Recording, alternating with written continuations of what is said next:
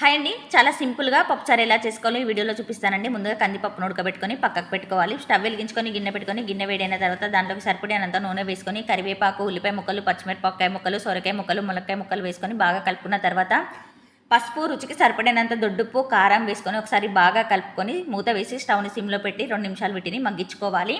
ఇలా మగ్గిన దాంట్లోకి ముందే తీసి పెట్టుకున్న చింతపండు రసాన్ని వేసుకొని 10 నిమిషాలు వీటిని ఉడికించుకోవాలి. ముక్కలకు చింతపండు రసం బట్టి మనకి పప్పుచారు అనేది 2 రోజులైనా నిల్వ ఉంటుంది. ఇప్పుడు దీంట్లోకి వంకాయ ముక్కలు, బెండకాయ ముక్కలు, టమాటా ముక్కలను వేసుకొని మరొకసారి కలుపుకున్న తర్వాత ఉడకబెట్టుకున్న పప్పును అలాగే సరిపడినన్ని నీళ్ళని వేసుకొని 10 నిమిషాలు పప్పుచారుని మరిగించుకోవాలి. ఇలా మరిగిన తర్వాత దీంట్లోకి జీలకర్ర మెంతుల పొడి అలాగే కొత్తిమీర, కాస్త కరివేపాకు వేసుకొని మరో 2 నిమిషాలు పప్పుచారుని మరిగించుకొని పక్కకు పెట్టుకోవాలి.